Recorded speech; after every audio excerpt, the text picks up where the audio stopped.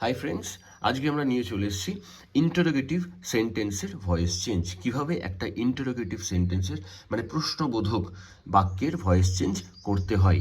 বেশিরভাগ ছেলেমেয়েরা কিন্তু, বেশিরভাগ ক্যান্ডিডেটরা, পরীক্ষার ক্যান্ডিডেট বলো কিংবা স্কুলের ক্যান্ডিডেট বলো, তারা কিন্তু এই ধরনের নর্মাল ভয়েস চেঞ্জটা করা যায়, কিন্তু এই ধরনের ভয়েস চেঞ্জগুলো করতে একটু কনফিউজড হয়ে যায় যে কোথায় কী বসাবো, কোনটা হবে, মানে এই যে পরপর স্টেপ বাই স্টেপ কী হবে, কী লিখবো বুঝতে পারে না।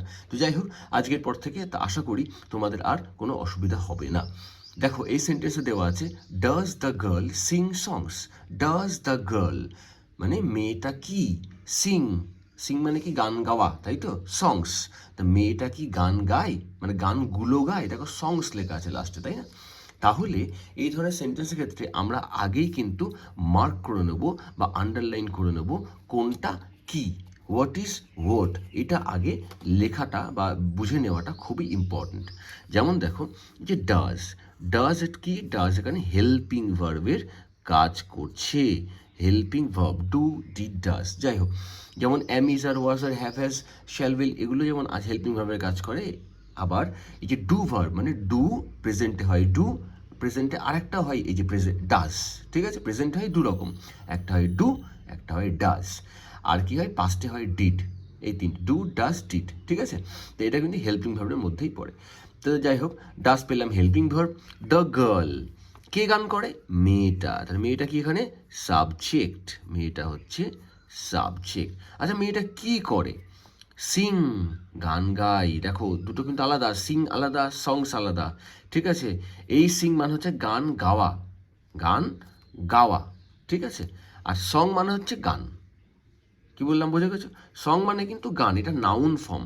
আর সিং, গান গাওয়া, এটা ভার্ব, ঠিক আছে? এটা কাজ বোঝাচ্ছে। তাহলে এটা কিন্তু main verb.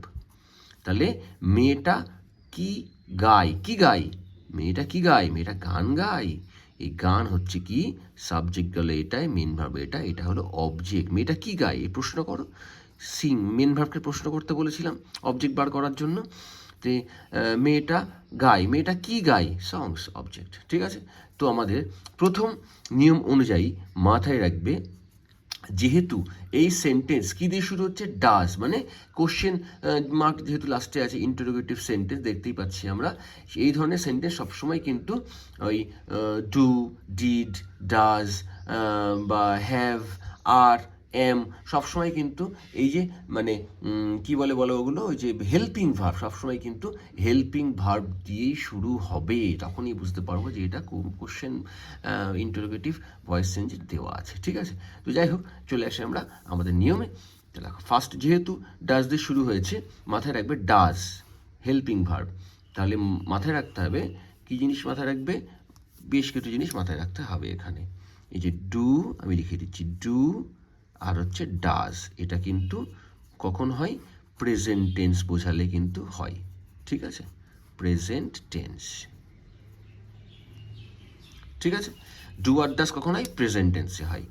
R did, did কখন হয়, পাস্ট টেন্সে হয়। ডিড দেখেই মনে হচ্ছে পাস্ট টেন্সে হয়, ঠিক আছে?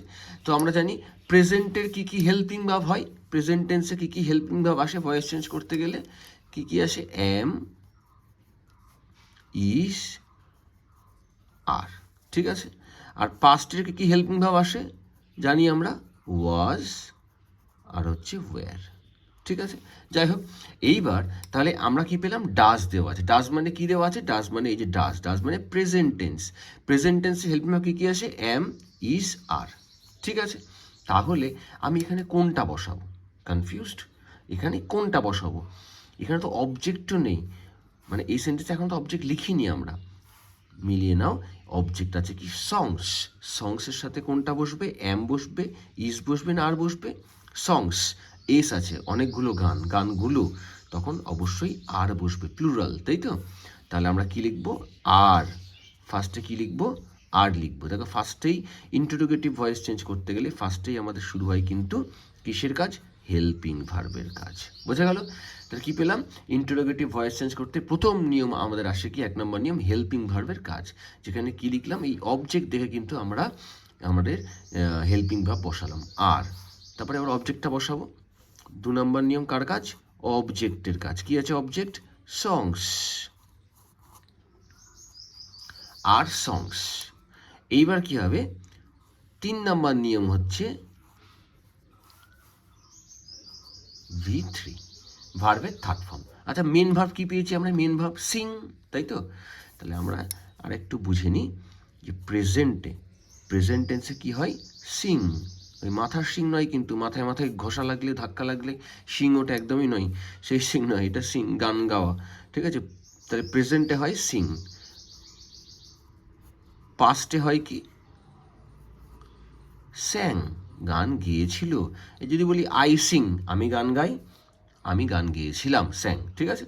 আচ্ছা, সে বা তুমি গান গাও, ইউ সিং, তুমি গান গাও। ইউ স্যাং মানে তুমি গান গেয়েছিলে, পাস্ট টেন্স। এইবার হচ্ছে পাস্ট পার্টিসিপল কিংবা বলি ভার্বের থার্ড ফর্ম। কি হবে এটা? SUNG, ঠিক আছে? সিং, স্যাং, সাং। তাহলে আমাদের কি লাগবে? এই ভার্ব ফর্ম লাগবে, এই থার্ড ফর্ম লাগবে। এই যে এখানে কি লিখব? সাং। 4 নম্বর নিয়মে কি আসবে? বাই, দ্বারা। কার দ্বারা? এবার 5-এ আসবে কি? অবজেক্ট কাজ হয়ে গেছে আমাদের, তাহলে সাবজেক্টের কাজ হবে। সাবজেক্ট কি আছে এখানে দেখো? দ্য গার্ল, দ্য গার্ল বসিয়ে দাও। আচ্ছা, আর একটা জিনিস খুব ম্যান্ডেটারি, এই যে কোশ্চেন মার্ক যেটা আছে এটা কিন্তু বসাতেই হবে, এটা লাস্টে বসাতেই হবে, ঠিক আছে? তাহলে দেখো অ্যান্সার কি হলো। আচ্ছা, কোশ্চেনটা কি ছিল বুঝে নি একবার। ডাজ দ্য গার্ল সিং সংস? মেয়েটা কি গানগুলো গায়? তো আমাদের অ্যান্সার ফার্স্ট এলো কি? আর সংস সাং বাই দ্য গার্ল। ঠিক আছে, ক্লিয়ার? যদি না বুঝতে পারো অবশ্যই তোমরা কমেন্ট করবে।